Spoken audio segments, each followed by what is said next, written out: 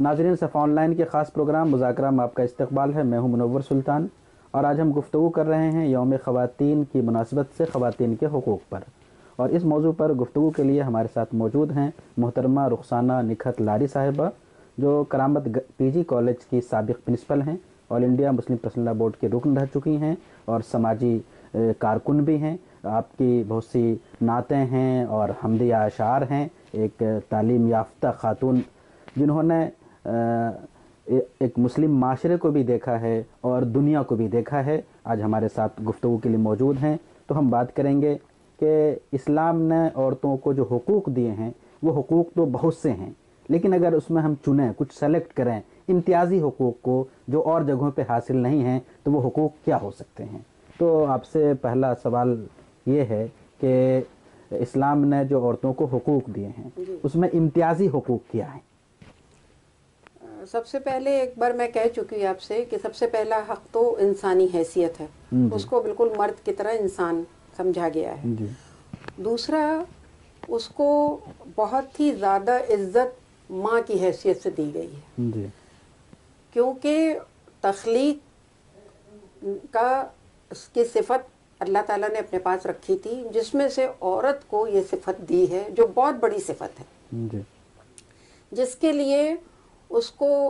ویسا جسم دیا، ویسی محبت دی، ویسی برداشت دی، اور ماں کی حیثیت سے وہ بہت بلند و بالا ہے۔ اتنی بلند ہے کہ حضور اکرم صلی اللہ علیہ وسلم نے فرمایا کہ جب اللہ کی محبت کے بارے میں فرمایا تو یہ فرمایا کہ 70 ماؤں سے زیادہ اللہ تعالیٰ اپنے بندوں کو چاہتا ہے، ماں کو کہا، تو اس لیے ماں کی حیثیت سے وہ بہت بلند ہے۔ اسی طرح بیٹی کی حیثیت سے، بہن کی حیثیت سے، کیونکہ ہم اللہ کے احکام، اسلام کے احکام بغیر نبی کریم محمد مصطفیٰ صلی اللہ علیہ وسلم کی عملی زندگی کو پڑھے ہوئے، اس کو سمجھے ہوئے پورا سمجھ نہیں سکتے ہیں کہ وہ احکام کیسے کام کرتے ہیں، انسان اس پہ کیسے کام کرے۔ یہ عملی طور پہ انسان بنا کے حضور صلی اللہ علیہ وسلم کو ایک انسان کی حیثیت سے بھیجا، ایک نبی کی حیثیت سے بھیجا، ایک رسول کی حیثیت سے بھیجا، مبعوث فرمایا، اور عمل کر کے حضور صلی اللہ علیہ وسلم نے دکھایا۔ ہم لوگ بات کر رہے تھے حقوق کے بارے میں، تو آپ نے کہا کہ ایک ماں کی حیثیت سے، ایک بیٹی کی حیثیت سے عورت کو حقوق دیے ہیں، اس کے علاوہ اور کون سے حقوق ہیں جس کو امتیازی حقوق میں شمار کیا جا سکتا ہے؟ امتیازی حقوق میں سب سے زیادہ اس کو نکاح کے وقت جو عورت اور مرد ایک بندھن میں بنتے ہیں اور شریفانہ طریقے سے وہ زندگی گزارتے ہیں، گھر بناتے ہیں اور ان کے گود میں بچے پلتے ہیں، آئندہ نسل، تو اس کو بہت سے حقوق اس وقت عطا کیے گئے ہیں۔ مثلا سب سے پہلے عورت سے اس کا کنسنٹ پوچھا جاتا ہے، اس کی مرضی پوچھی جاتی ہے۔ اگر وہ راضی ہے، اور مرد کے بارے میں اس کو بتانے کے لیے بھی کہا گیا ہے کہ جس سے تمہارا نکاح ہو رہا ہے وہ ایسا ہے، اس کو بتانے کے لیے کہا گیا ہے کہ اس کو بتا دو، لڑکی کو بھی بتا دو کہ کیسا ہے، کیا کرتا ہے، کیا اس کا علم ہے، یا کس حیثیت کا ہے، یا کس معاشرے کا ہے۔ اور اسی لیے کفو والی چیز جو حضور نے بتائی ہے وہ یہی ہے کہ لوگ اس کو سمجھتے ہیں کہ سید سید اور شیخ شیخ والی بات ہے، ایسا نہیں ہے۔ کفو کے مطلب ہے برابر سرابر رہنا، یعنی ایک اگر معاشرتی زندگی میں عورت نے زندگی گزاری ہے تو کوشش کی اس کے ماں باپ کریں کہ اسی معاشرتی زندگی میں مرد کو بھی ڈھونڈا جائے تاکہ مرد عورت کو زندگی گزارنے میں آسانی، بیلنسنگ رہے، ہاں بیلنس رہے۔ یا بہت غریب بہت امیر تو ذرا سا مشکل ہوتی ہے۔ بہرحال جو سب سے بڑا حق دیا گیا ہے وہ یہ کہ اس کی مرضی، پھر اس کو معاشی طور پہ مضبوط کیا گیا ہے بھائی، اس لیے کہ عورت کو کے اوپر کوئی بوجھ کمائی کا نہیں رکھا گیا ہے کہ وہ جا کے کسب معاش کرے، جا کے کمائے باہر۔ اگر وہ اپنی مرضی سے کچھ کرتی ہے تو منع بھی نہیں ہے ایک دائرے کار میں، لیکن اس کے اوپر یہ ذمہ داری نہیں رکھی گئی۔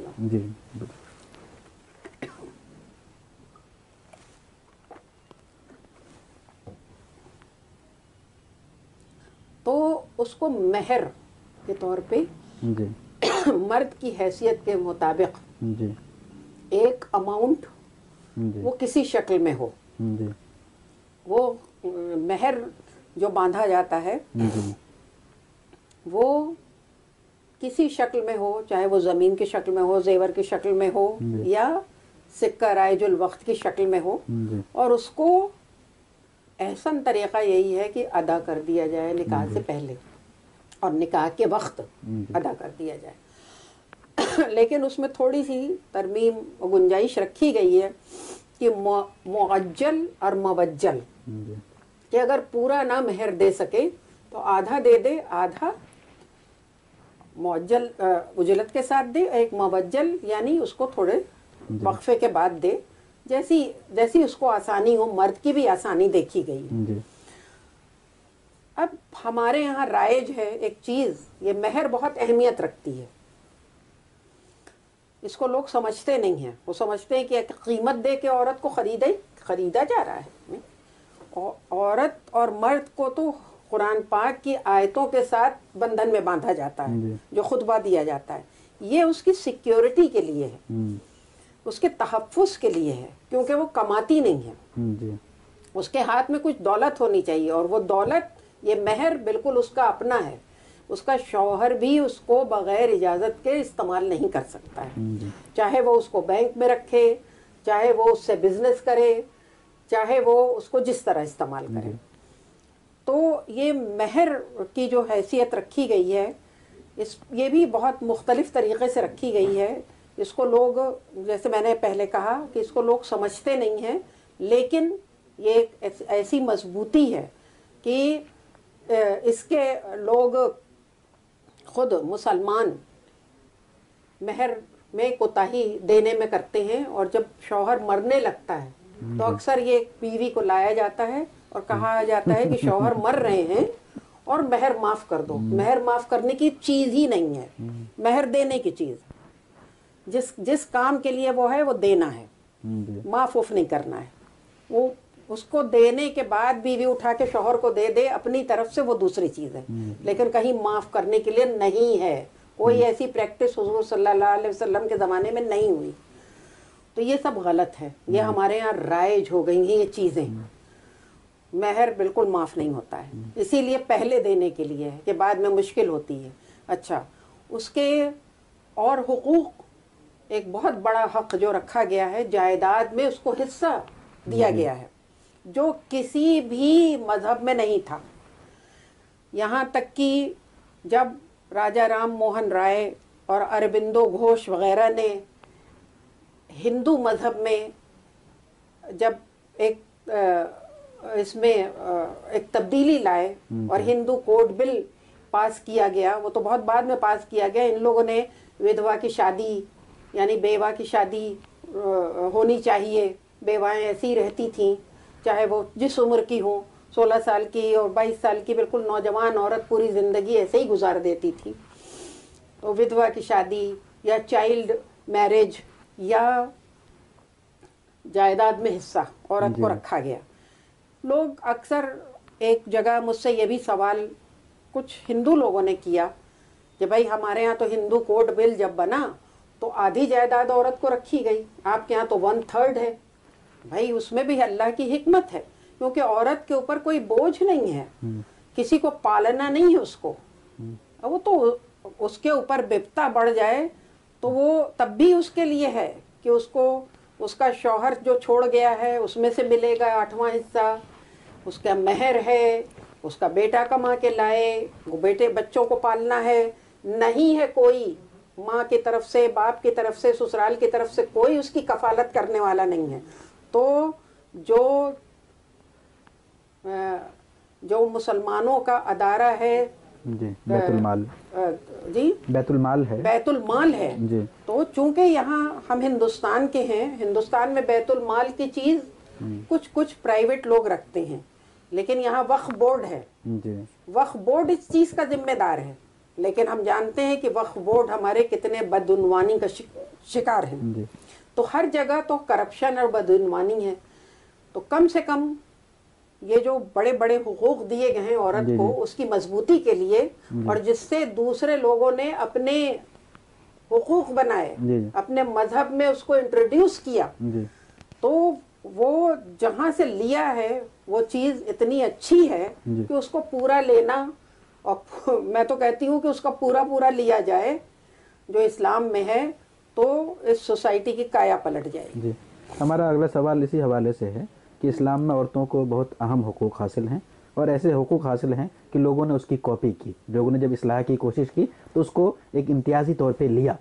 لیکن ہم ان پریکٹیکل عملی طور پہ دیکھتے ہیں مسلم معاشرے میں کہ عورتوں کو جو حقوق دیے ہیں شریعت نے، ان میں سے بہت سے حقوق ایسے ہیں جو نہیں مل رہے ہیں۔ اس سلسلے میں آپ کیا کہتے ہیں؟ جی ہاں، بالکل صحیح ہے۔ اسی لیے تو اسلام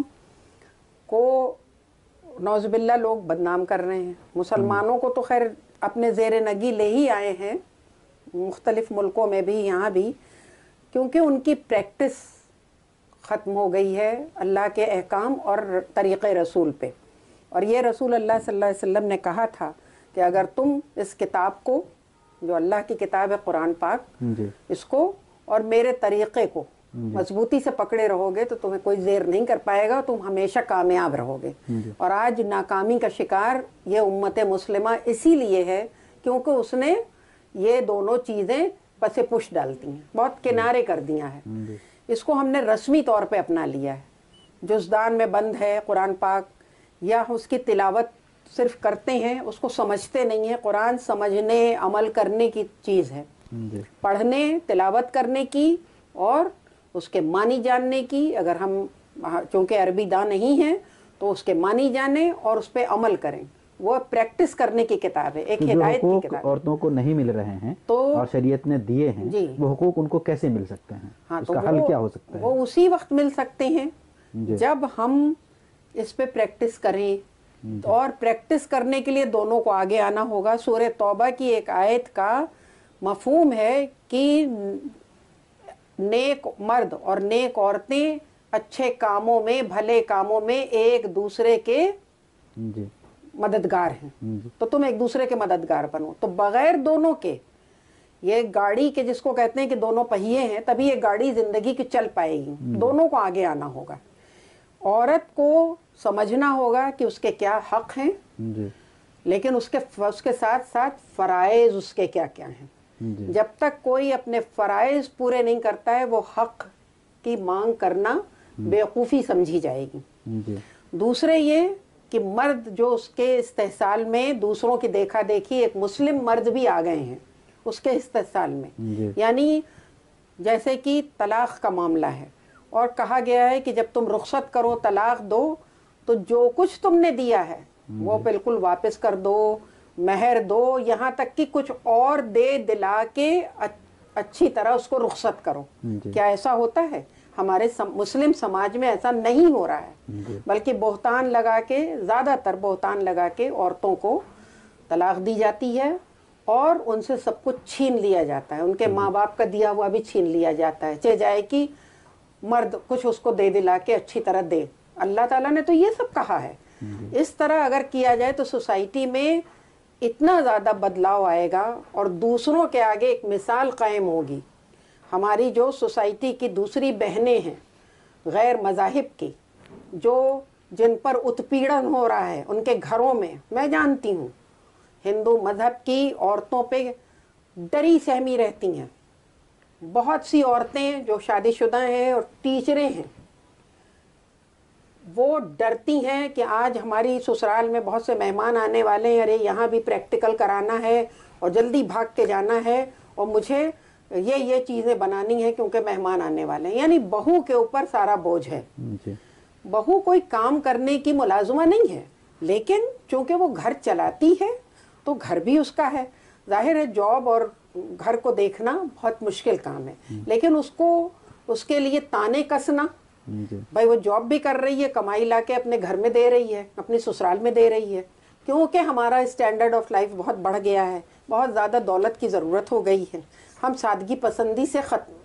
ہٹ گئے ہیں۔ تو یہ سب چیزیں ہمارے مسلم سماج میں بتائی گئی تھیں کہ ہم سادگی کی زندگی گزاریں، ہم بلا وجہ کی فرمائشیں اپنے مردوں سے نہ کریں، زیورات کی اور کپڑوں کی اور بہت سی خواہشیں جو ہم دیکھتے ہیں. تو یہ سب چیزیں جب تک ہمارے سوسائٹی سے ختم نہیں ہوں گی اور ان کو مرد عورت دونوں سمجھیں گے نہیں، ایک مثال قائم نہیں ہو سکتی ہے، اور تبھی مسلم معاشرہ سنبھل سکتا ہے اور دوسروں کے لیے ایک مثالی معاشرہ بن سکتا ہے. بہت شکریہ، جزاک اللہ. ناظرین، آپ دیکھ رہے تھے صفا آن لائن کا خاص پروگرام مذاکرہ، اور آج ہمارے ساتھ گفتگو کے لیے موجود تھیں محترمہ رخسانہ نکھت لاری صاحبہ. اگر ہمارے آج کے موضوع کے بارے میں آپ کے ذہن میں کوئی بھی سوال ہو تو آپ ان باکس میں ضرور ہمیں لکھیے، اور اگر آپ کو ہمارا پروگرام پسند آئے تو اپنے دوستوں کو بھیجیے، شیئر کیجیے، لائک کیجیے، اور ہمارے چینل کو سبسکرائب کیجیے. بہت بہت شکریہ، جزاک اللہ.